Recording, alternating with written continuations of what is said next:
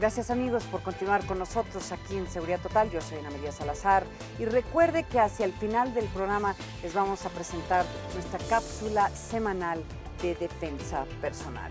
El día de hoy estamos hablando sobre la responsabilidad de los medios de comunicación ante las amenazas de seguridad nacional y seguridad pública que enfrenta el país. Y un aspecto muy importante de este debate es la firma del acuerdo de la cobertura informativa de la violencia. Lo firmaron más de 700 medios de comunicación, informadores y representantes de la sociedad civil y empresarial. Veamos lo que dice este acuerdo.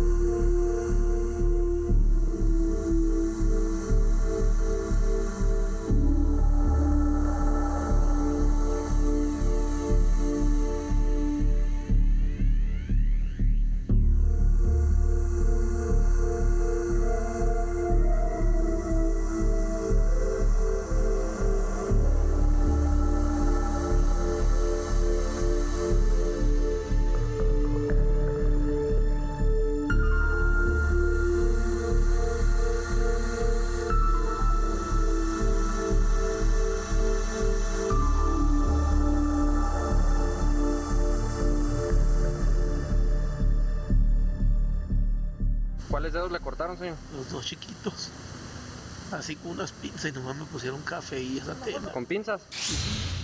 Los medios firmantes se comprometieron a definir criterios para resguardar la identidad de las víctimas de la violencia generada por la delincuencia organizada.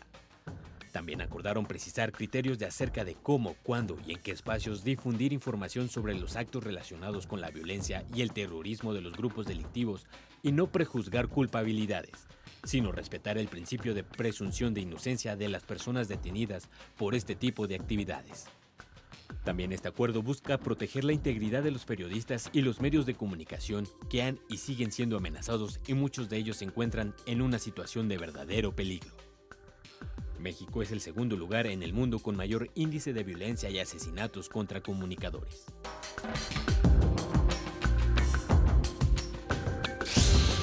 En el caso de la lucha contra el narcotráfico, lo que pasa es que los medios también son blanco de las mafias, porque publican, porque denuncian. Los mafiosos muchas veces, sobre todo ahora que saben que el alto perfil los puede poner en problemas, lo que no quieren es salir los medios, que no les den ningún tipo de cubrimiento, y a los que lo hacen los amenazan.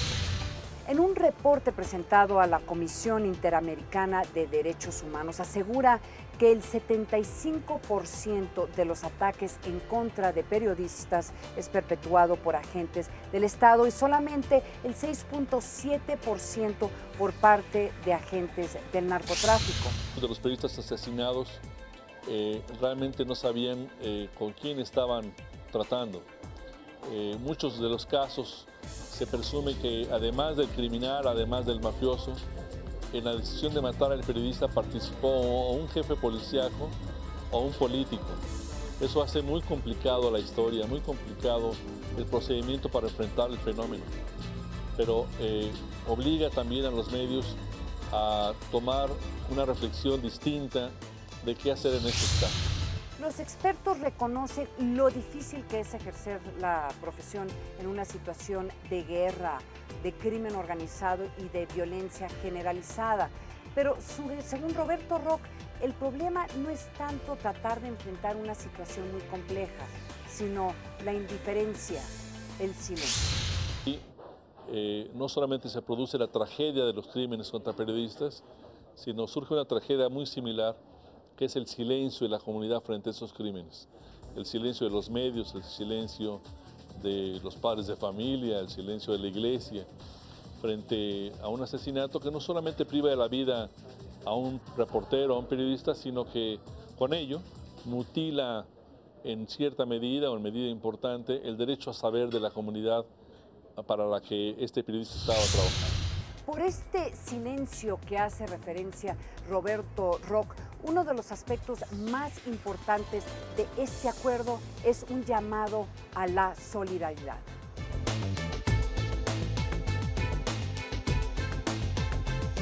Solo durante el 2010, la CNDH reconoció 9 homicidios, 4 desapariciones y recibió 64 quejas por ataques y agresiones a periodistas en nuestro país. La protección de la vida de los periodistas debe de ser una prioridad para un país democrático. Tenemos que evitar que reporteros que no son conscientes de que están tratando con bandas internacionales de crimen organizado estén cubriendo este tipo de eventos como si fueran sucesos de menor calibre. Tenemos que capacitar, tenemos que instruir y tenemos que cuidar a nuestros periodistas con una serie de procedimientos que cada vez se acumulan con mayor puntualidad, con manuales de procedimientos, con códigos de ética, con capacitaciones generales. Periodistas asesinados, secuestrados, amenazados, medios acosados, arrinconados y una audiencia fatigada.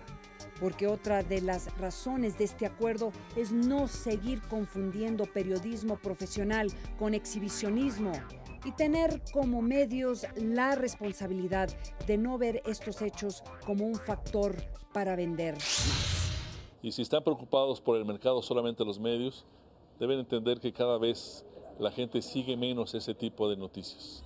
Entonces los medios creo que ni siquiera por eso podrían tener un argumento de que es buen negocio hablar del crimen como se está haciendo actualmente. Creo que es mal negocio, creo que es una irresponsabilidad. Hay cada vez más discusión sobre este tipo de temas. Yo creo que hay el riesgo muy concreto de estarle haciendo el juego a los criminales, a los violentos. Seguramente habrá muchos críticos que aseguran que lo que se está buscando hacer con este acuerdo es amordazar a la prensa para que no critique al gobierno federal. Pero mire, más allá de las decisiones editoriales, lo que sí es cierto que nadie puede cuestionar la importancia de proteger a los periodistas y a los medios de comunicación amenazados por los grupos del crimen organizado por tratar de cumplir sus funciones. Y cuando uno analiza la experiencia de otros países, hay que llegar a una conclusión, que la unión sí hace la fuerza. En Italia hay ejemplos a seguir, pero me gusta mucho el colombiano en cuanto a los medios, porque en otros países, por ejemplo en Italia, lo que resaltó más fue la participación de organismos no gubernamentales en el combate y en la contención al crimen. Por ejemplo, de la iglesia. Yo creo que la iglesia mexicana tiene mucho que aprender de lo que hizo la iglesia italiana en contra de las mafias. Pero concretamente en Colombia se pusieron de acuerdo los medios y a nivel de directores, a nivel de propietarios, para capacitar con cursos a los periodistas, pero también para que cuando hubiera una agresión contra un periodista, aquellos medios iban a comisionar a reporteros para seguir las indagatorias que ese periodista asesinado había desarrollado e informar al público con mucha mayor fuerza, mucha mayor profundidad, quiénes podrían ser los autores de estos crímenes. Un país que de algo conozco, España, sí, es un país donde hay esa protección, hay una inversión enorme en la protección de los jueces, de las figuras importantes, porque quieres dar confianza y seguridad a aquellos que al final tienen que luchar y ser independientes en la lucha contra la violencia. Eso es importantísimo. Ahora, si en el caso de México los jueces que tienen que dictar sentencia no están protegidos, las altas instancias no están protegidas, difícilmente habrá medios y ganas y energía. Este esfuerzo por tratar de encontrar mecanismos de mejor coordinarse los medios de comunicación con la sociedad civil y los grupos empresariales tendrá todavía mucho trecho que avanzar. Hay que ver cómo se implementa este acuerdo para la cobertura informativa de la violencia.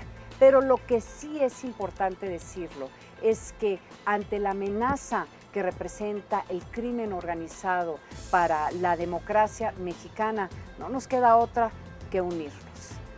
Amigos, se nos acabó el tiempo, pero los dejo con mi cápsula semanal de defensa personal. Yo soy Ana María Salazar y esto fue Seguridad Total. Fernando, a mí me sorprende que en la mayoría de las escuelas de artes marciales que usan armas te enseñan a usar chacos o estrellas, pero nunca nos enseñan a que en la vida diaria, en nuestra vida cotidiana, hay objetos que perfectamente se podrían usar para nuestra defensa personal, ¿verdad? Sí, claro que sí. Es muy difícil que alguien realmente vaya en la calle con los chacos o con katana o como sea. Bueno, es ilegal. Es ilegal, también, sí. casi en todo el mundo, con una espada en la mano. Entonces aquí, Leonardo, tú tienes 3 objetos de la vida cotidiana que se podrían usar como armas. ¿Cuáles son? Tengo un lápiz, una sudadera y una cangurera, que son objetos comunes. Entonces, bueno, veamos cómo podemos usar estos 3 objetos como armas para nuestra defensa personal. Muy bien, estamos viendo que va a realizar una técnica con el lápiz, algo que muchos estudiantes es muy común que lleven. El lápiz se puede usar como para presionar puntos específicos en el cuerpo, puntos que son muy difíciles con el dedo.